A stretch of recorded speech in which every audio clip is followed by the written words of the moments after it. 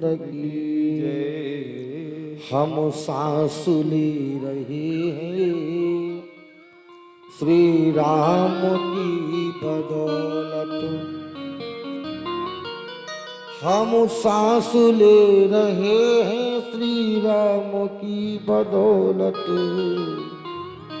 ये जान जिस्म में है भगवान की बदौलत। देखो कितनी बढ़िया बात लिखी। इस सरजमी पे आकर ईश्वर अगर है खेला और भगवान अगर मिले हैं तो हिंदुस्तान की बदौलत। ठाकुर जी ने भी हमारी और आपके ऊपर कृपा की है तो कैसे बोले हिंदुस्तान में जन्म मिला है हमें। सुखदेव जी भगवान धर्म सम्राट परीक्षित जी को कथा सुना रहे थे। महाराजा परीक्षित ने कहा गुरुदेव भगवान कल आपने कथा में सुनाया 56 प्रकार के भोजन बनने हैं। लाला कन्हैया मैया के पास पहुंचे। मैया तो बोले मैया जा कहा है रो है। मैया ने की लाला तो ना पतो। मैया ने की मोह लाए पतो। लाला ने कही मैया तुम जानो ये कौन की पूजा है पे जा रही है। तो मैया ने की लाला देवराजेंद्र की पूजा है पे जा रही है। लाला ने की है देवराजेंद्र को तुमने देखो कब। बोले नहीं देखा। तो भगवान मैया से बोले मैया जब बताओ इंद्र की पूजा क्यों करो, क्यों आप इंद्र की पूजा करती हो। तो मैया बोली लाला देवराजेंद्र पानी बरसावे वो तो फसल मिलेगी। चाहता ही देवराजेंद्र की पूजा करो करो। लाला बोले ना इनकी पूजा नहीं होगी। भगवान कहने लगे डायरेक्ट कहूंगा इनकी पूजा करो तो मैया मानेगी ना, और अगर मैं समझा के कहूंगा तो मैया मान जाएगी। तब लाला ने की देख मैया मैं इनकी पूजा ना हो दूंगा। तो मैया बोली कहा करेगो। बोले मैया ते लाला ने कही दुनिया ऐसी बावरी और बाहर पूजन जाए। अरे मैया दुनिया के लोग ऐसे जो बाहर पूजा करते हैं। तुम्हें पता है घर में माँ बाप बैठे उनकी कोई नहीं पूजा करता, उनकी कोई सेवा नहीं करता है। हमारी भगवान की पूजा दुनिया के सभी लोग कर रहे हैं। अच्छा सच बताओ कभी पत्थर को तुमने खिलाया है और क्या कभी पत्थर खाता है। ना पत्थर को कभी खिलाया ना पत्थर कभी खाता है। विद्वान कहते हैं पत्थर को चाहे जितना खिलाओ कभी नहीं खाएगा, इंसान को खिला देना वो अपने आप खा जाएगा। हमारे यहाँ मैंने बार बार कहा नर सेवा नारायण सेवा है। किसी की आप सेवा करिए न करिए इंसान की सेवा कर लीजिए, परमात्मा की पूजा का फल आपके जीवन में प्राप्त हो जाएगा। सुखदेव जी महाराज ने कहा राजन मैया ते लाला ने की मैया दे अब मैं इंद्र की पूजा ना हो दूंगा। पूजा होगी तो केवल केवल केवल गोवर्धन की होगी। मैया ने की लाला इंद्र गुस्सा है जाएगा तो कहा होवेगो। लाला ने की गुस्सा है जाएगा तो गुस्सा है जाएगा। अच्छा मैया तू जब बता 6 दिन को हटो तो कौन को मारो। बोले पूतना को। 27 दिन को हटो तो कौन मारो। बोले तणासुर को, बकासुर को, अघासुर को, कालीनाग को कौन ने मारो। मैया ने की लाला तैने मारो। तो बोले इंद्र गुस्सा है जाओ तो इंद्र से मैं लिपट लूंगा। इंद्र से निपटने को मैं तैयार बैठा हूं मैया। मैया ने कही लाला मैं कर दूंगी लेकिन पूरे ब्रजवासियों ने कौन समझावेगो। लाला कन्हैया बोले ब्रजवासियों को समझावो मेरो काम है मैं समझा लूंगा, लेकिन मैया पूजा ना हो दूंगा। सारे ब्रजवासियों को लाला कन्हैया ने बुलवाया।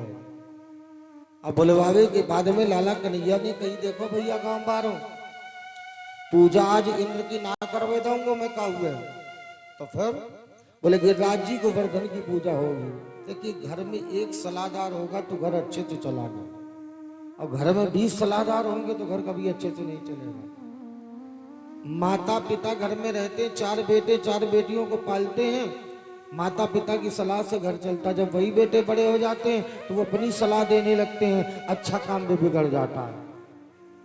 हमेशा याद रखना जब तक आप जिंदा हो तो अपनी सलाह से काम करना, बच्चों की सलाह से काम मत करना। अगर बड़े बच्चे की सलाह से काम किया तो छोटा कहेगा हम तो नहीं पूछते, छोटे से किया तो बीच वाला कहेगा हम तो नहीं पूछते। अपनी सलाह से काम करोगे पछताओगे नहीं, और दूसरे की सलाह से काम करोगे तो आपको पछताना पड़ेगा। लाला कन्हैया ने ब्रजवासियों ने कही, अरे ओ ब्रजवासी, बोले का भयो रे लाला? बोले देख, पूजा इंद्र की ना होवेगी, गोवर्धन की होवेगी। सारे ब्रजवासी बोले ठीक है लाला, जो तू कहेगा मैं वही करूंगा। सारे ब्रजवासियों को बुलाए कि लाला कन्हैया ने गिरिराज जी को खूब चकाचक भोजन करवायो, खूब भोग लगवायो। अरे वृंदावन वाले ने कही, लाला तेरो मेरो तो इंद्र कछु ना खाए, लेकिन तेरो तो ये गिरिराज बहुत खाए। लाला ने कही, जो ना खाए वो पत्थर, जो खाए वही भगवान। एक बात बता दे, पत्थर कभी खाता नहीं है, पत्थर की बैठी मूर्ति को खिलाओ। हम पत्थर में चाहे जितना भोग लगाए, लेकिन अगर वही पत्थर की मूर्ति में हम जाकर के भगवान को भोग लगा दें और उस मूर्ति को चाट चाट करके कुत्ता खाए, जो आपने प्रसाद चढ़ाया है वो कुत्ता खा जाए, तो आपको अपराध नहीं, आपको पुण्य मिल रहा है। क्योंकि कुत्ते में भी तो परमात्मा है, कुत्ते में भी तो भगवान ने जीवात्मा का रूप डाल करके भगवान ने स्वयं तात्पर्य रूपी परमात्मा दिया है। आप कहोगे महाराज क्या कुत्ते में भी भगवान है? हाँ जी, कुत्ते में भी भगवान है, खोजने की देर है आपको। भगवान के एक भक्त हुए श्री तुकाराम जी महाराज। कैसे भक्त थे देखिए, बड़े सुंदर भक्त थे। कभी आप पंढरपुर में जाएंगे तो तुकाराम जी महाराज का दर्शन होगा आपको। भोजन बनाया, थाल सजाई, थाल सजा करके ठाकुर जी को भोग लगाने पहुंचे, और जैसे ही भोग लगाने पहुंचे तो थाली में रोटी में घी लगाना भूल गए। सो घी लगाने के लिए घी लेने अंदर चले गए, तब तक कुत्ता आया, सूखी रोटी उठा के जाने लगा। पीछे पीछे तुकाराम जी दौड़ पड़े, अरे भैया तोता कहाँ, अरे भैया कुत्ता कहाँ जा रहा है, कहाँ जा रहा है, कहाँ जा रहा है? मेरे भाई जी, कुत्ता आगे आगे और तुकाराम जी पीछे पीछे।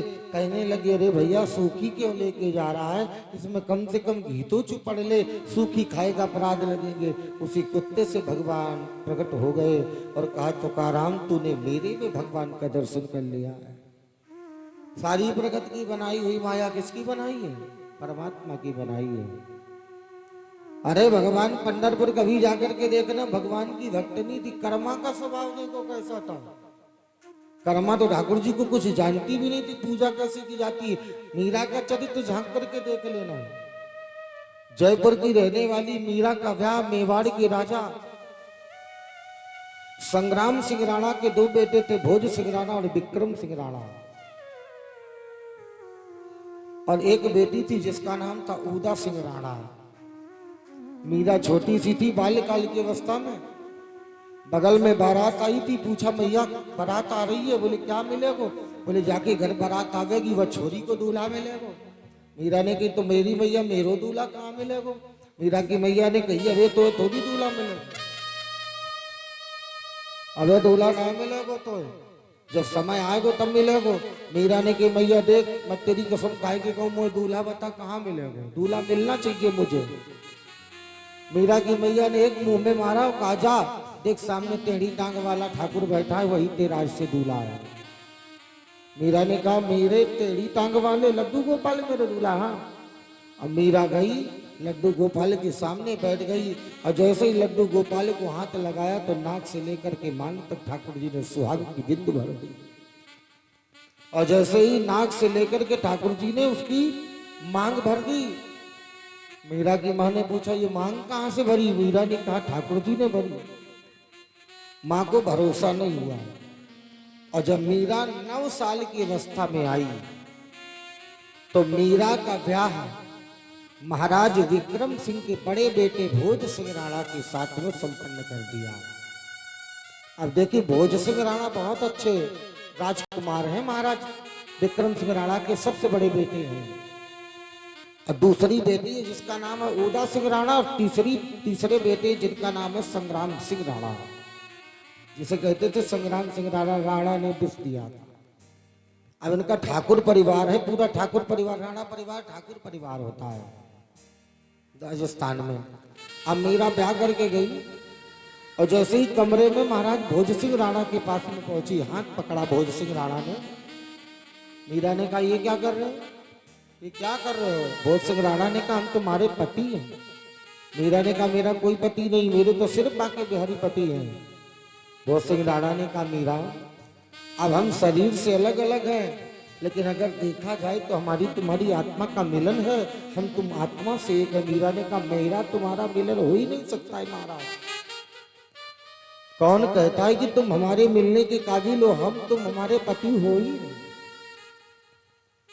महाराज भोज सिंह राणा ने कहा छोटी है ये बोध है, कुछ ना कुछ दिन बाद ज्ञान आ जाएगा तो बदल जाएगी, संवर जाएगी, सुधर जाएगी। लेकिन समय की गति किसी को मालूम नहीं है। एक दिन पिता महाराज श्री विक्रम सिंह राणा और संग्राम सिंह राणा दोनों अपनी ससुराल चले गए, यानी ननिहाल बेटे को लेकर के चले गए जोधपुर में, और मेवाड़ की धरती को खाली कर दिया।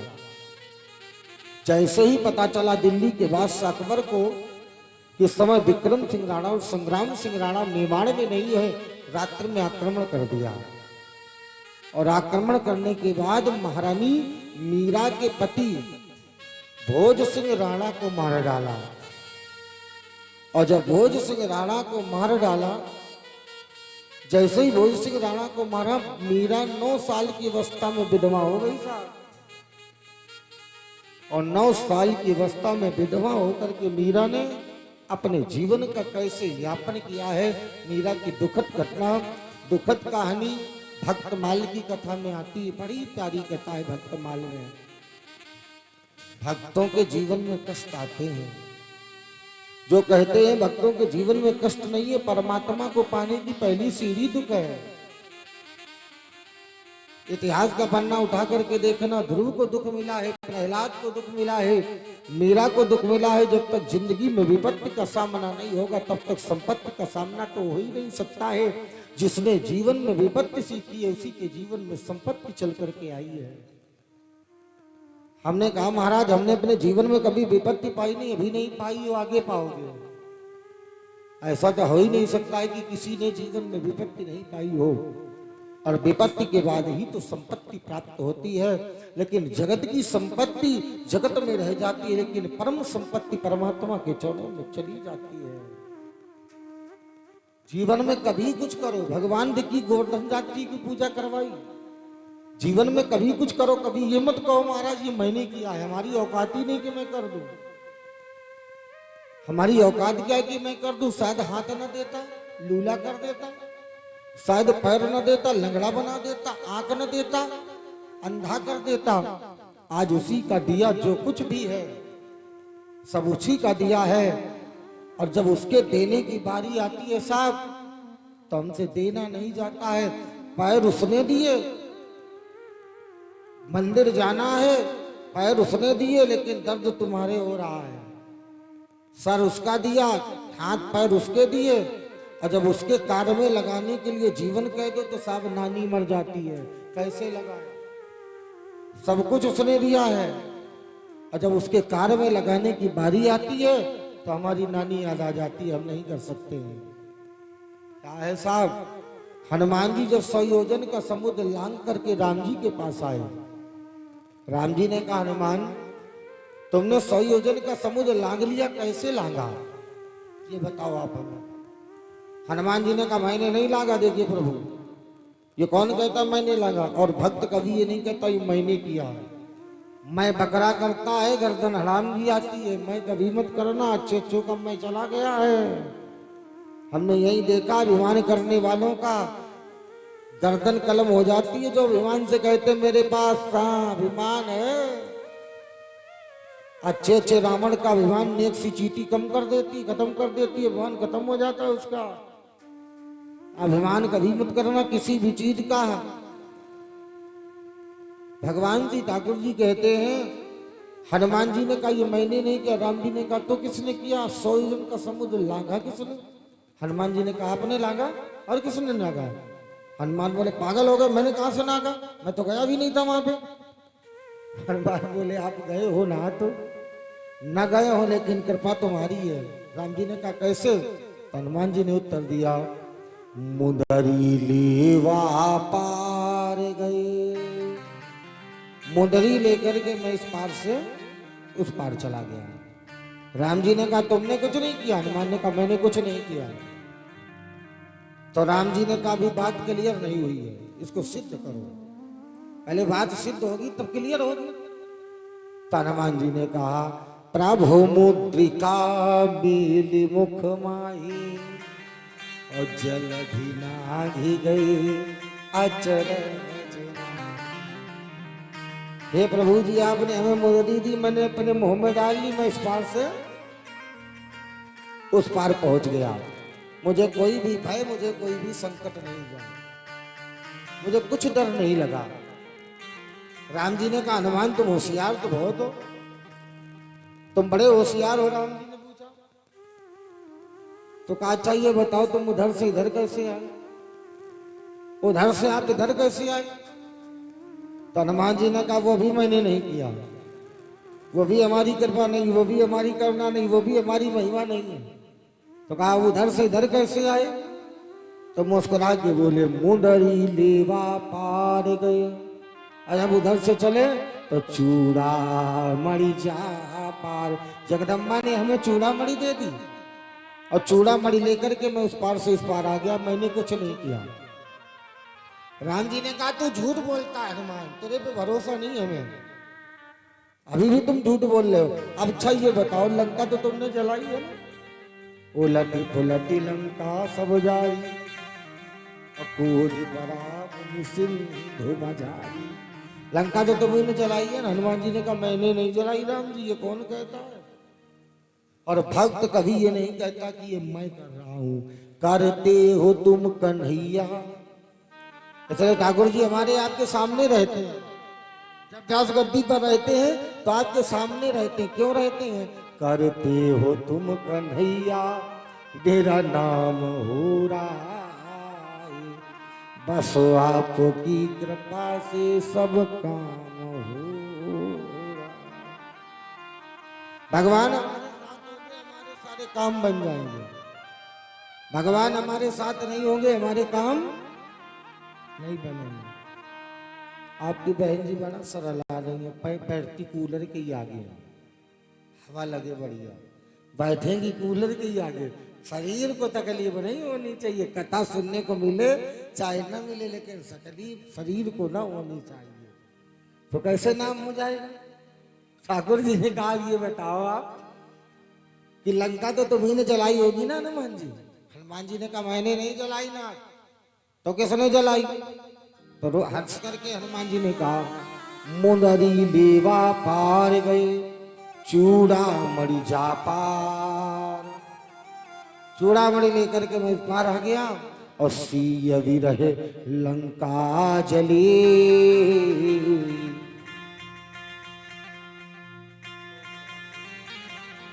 ओ तुम्हार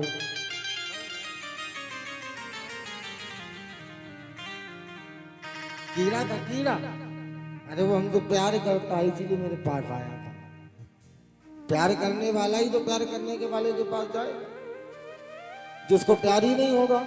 हमारे सलेम जी के छोटे वाले भैया आज हमसे कहते महाराज जी हम तो मोबाइल लगा लेते लेते लेते वही कथा सुना करते कमरे में। हमने कहा बहुत अच्छा काम कर, बहुत अच्छा आपने काम किया है।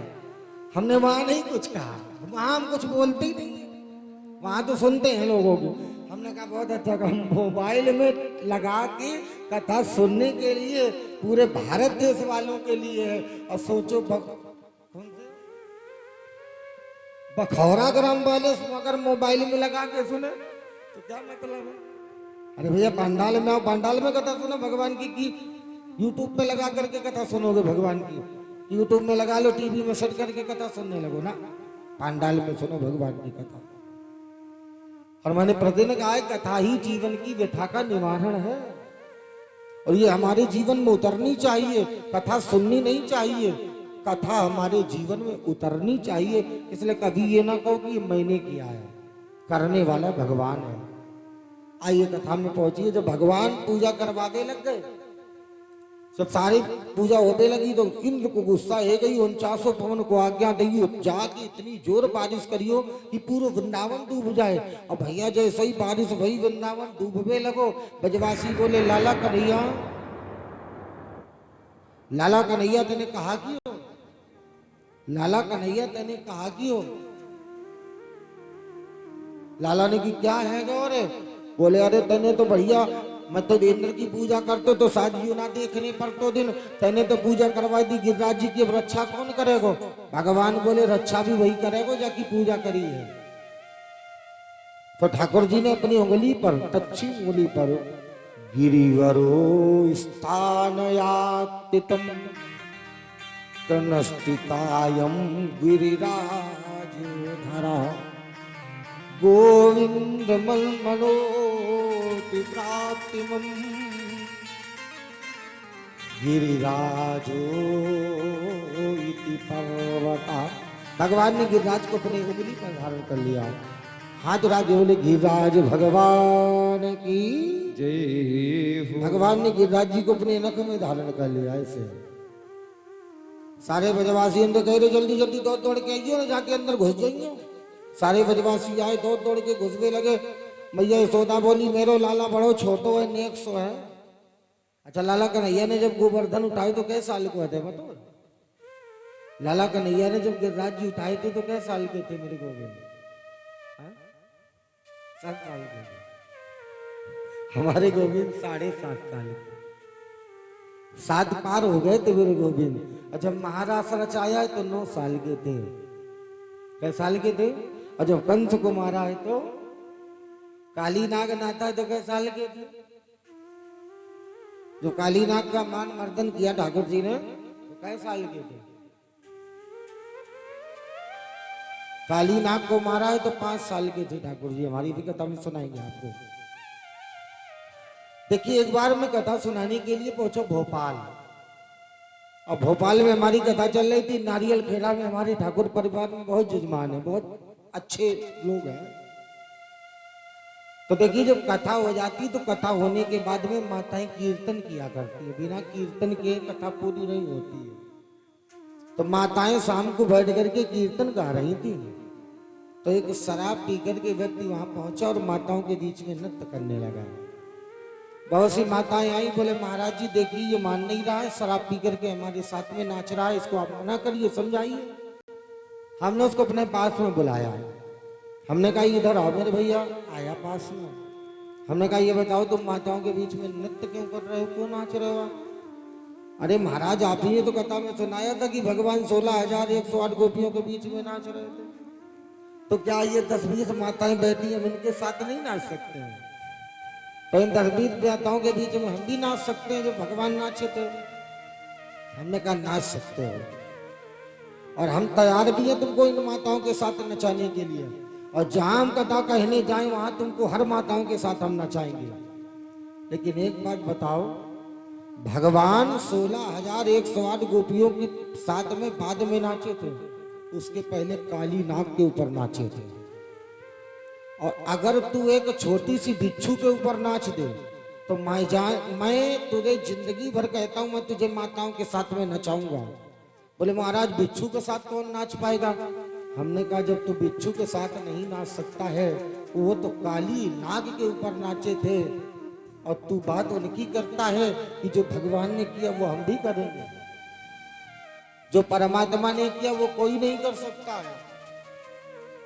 आज आखंड रामायण गांव में हो रही है, और मैं उस वृक्ष के ऊपर वहां लेटा था, लेट करके हंस रहा था, प्रसन्न हो रहा था।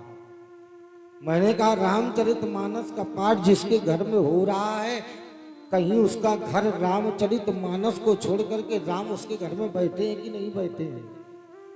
घर में पहुंच जाना तो लोगों के मुख से गालियां सुनना, घर में पहुंच जाना तो उल्टी सीधी बातें देखना, भाई भाई में विरोध भरा है, माता बेटे में विरोध भरा है। और घर में क्या हो रही? बोले महाराज रामचरितमानस हो रही है। कोई फायदा नहीं है, इसका मतलब कोई नहीं है। चाहे भागवत करवाइए, चाहे कथा करवाइए, कुछ भी करवाइए, कोई मतलब निकलने वाला नहीं है। जीवन वो है जो कथा सुनो और जीवन में उतारो। भागवत करवाने के बाद लोग कहते कुछ मिला हो कि न मिला हो। सच्चे दिल से आप सुनना सुशील जी, और मेरी बातें मैंने जितनी भी बताई है आप एक बात भी अपने जीवन में ग्रहण कर लेना। मैं व्यास गद्दी से वो ब्राह्मण हूँ जो कह के जा रहा हूँ, संतों की संग में मैं पड़ा हूँ। संतों के सानिध्य में मैं रहा हूं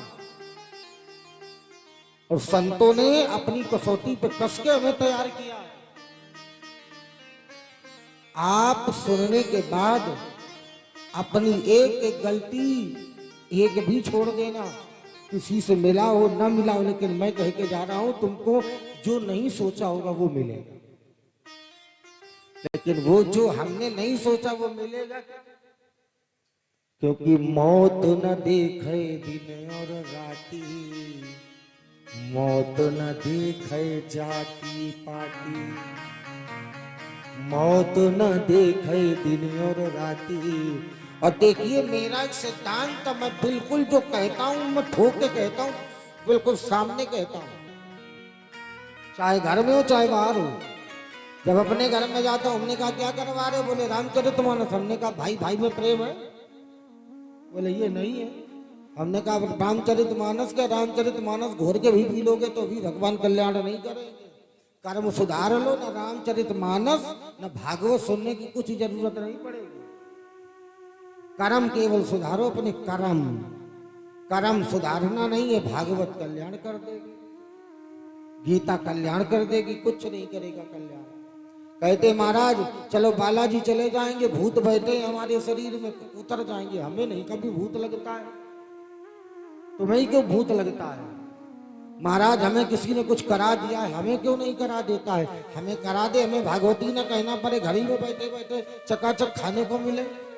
कोई नहीं करा देता किसी को। ये अंधविश्वास अपने मन से हटा दो कि हमें किसी ने करा दिया, हमारी जिंदगी में भूत लगा है। अरे इंसान से बड़ा भूत कौन है? इंसान से बड़ा भूत क्या दुनिया में है? और न मानो तो रात के 10-11 बजे निकल जाना इसी बखौरा में, देखना कितने भूत लेटे होंगे। बहुत भूत मिल जाएंगे आपको, गली गली में भूत मिल जाएंगे।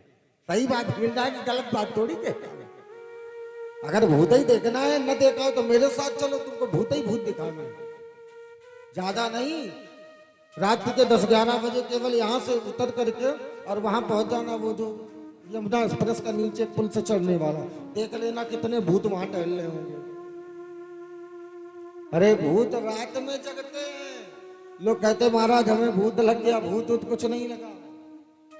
प्रतिदिन हनुमान चालीसा का पाठ करिए आप, प्रतिदिन जितनी माताएं बैठी, जितने भाई बंधु बैठे, प्रतिदिन आप हनुमान चालीसा पढ़िए। बोले महाराज जी हनुमान चालीसा माताएं नहीं पढ़ती। कौन कहता माताएं नहीं पढ़ती? कौन कहता है कि हनुमान चालीसा माताएं नहीं पढ़ती? हमारे पूज्य गुरु जी महाराज कहते हैं, लिखा है कि जो यह पढ़े, यह का मतलब सब, ये नहीं लिखा कि जो मनुष्य पढ़े, जो आदमी पढ़े, ये लिखा है जो यह पढ़े हनुमान चालीसा, बोले हो ये सीधा साखी गौरी। सबको पढ़ना चाहिए हनुमान चालीसा। ये नहीं कोई कहता कि माताएं नहीं पढ़ सकती, भाई भाई पढ़ सकते हैं। आज माताओं से अच्छे बोले भाई सब कोई पढ़ सकता है। गोस्वामी जी ने लिख दिया कोई भी पढ़े, कोई भी पढ़ता रहे, इसमें कोई दोष नहीं है। मनगढ़ंत बातें लोगों ने बना दी। आज बरगदाई वट सावित्री का व्रत है। वट सावित्री का व्रत हर माताओं ने रखा होगा। किस लिए रखा होगा? कि हमारे पति की आयु लंबी हो। हर पत्नी किस लिए रखती है? कि हमारे पति की आयु लंबी हो। इसमें इतनी बैठी होंगी जो भी रहती तो होंगी, रहती तो होंगी, लेकिन आज उनका सुहाग नहीं होगा, वो आज नहीं किए होंगे। तुम्हारे अगर रहने से, वट सावित्री का व्रत करने से पति का अगर सुहाग लंबा हो जाता तो जो पहले रहती थी वो नारियां विधवा नहीं होती। तुम्हारे रहने से, वट सावित्री का व्रत करने से पति की उम्र लंबी नहीं होगी। कब? जब तक हमारे बांके बिहारी के मंदिर में प्रार्थना नहीं करोगे और ये चाह लेगा तो तुम तभी तुम्हारे पति की लंबी उम्र होगी। साहब ताली जोर से बजाओ कम से कम। जब ये चाह लेगा तब आपके पति की लंबी उम्र होगी। पढ़ाई भी उसी की होती है जो पढ़ाई के काबिल होता है।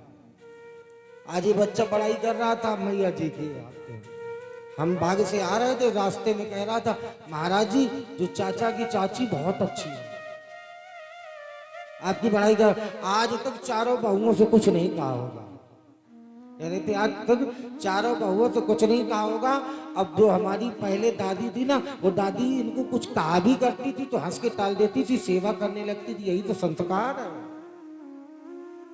यही तो जिंदगी का संस्कार है। सासों का मतलब है सास कहती रहे, बहू हंस के टालती रहे। ये सास कौन है? सास का मतलब ही है जो चैन की सांस न लेने दे, और उस चैन की सांस न लेने देने वाली के आगे भी अपनी बेटी बन करके निभा के निकल जाना, यही तो एक नारी का जीवन है। अब बुढ़ापा आ गया सेवा करते करते, आज आपकी सेवा हो रही है, ठाकुर जी ऐसी कृपा करेंगे कि अपने पति के कंधे में जाओगी। क्यों? क्योंकि जब आशीर्वाद मिलता है तो दौलत की कोई कमी नहीं होती है मेरे प्यारे, दौलत की कोई कमी नहीं होती है। सास ससुर माता पिता कुछ भी कहें, राम जी का चरित्र सुनिए, रामचरितमानस मुझे बहुत प्यारा लगता है। इसके बाद हमें राम ही कथा कहनी, बड़ा सुंदर के अंदर प्यारा।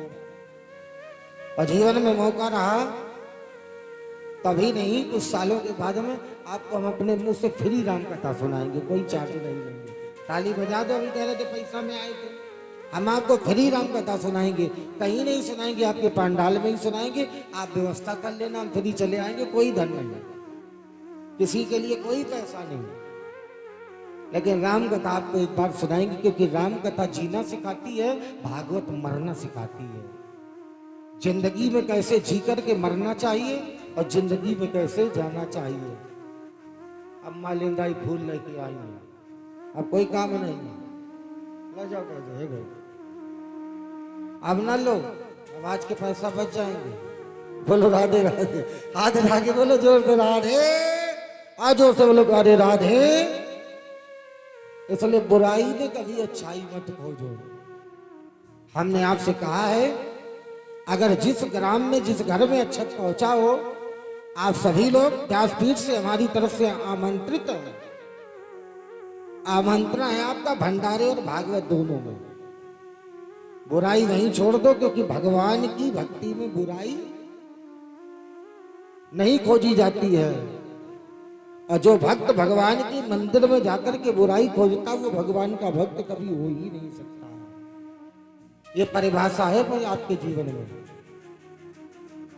श्री ठाकुर जी महाराज कहते, दुनिया से व्यक्ति चला जाता, लेकिन इंसान का नाम मौत न देखे दिन और राती, मौत न देखे जाति पाती, मौत न देखे आधी राती, मौत न देखे घर की लाचारी। कुछ नहीं देखेगी, क्यों? क्योंकि सज धज कर जिस दिन मौत की और सहजादी आएगी, सोना सोना काम आएगा ना चांदी आएगी।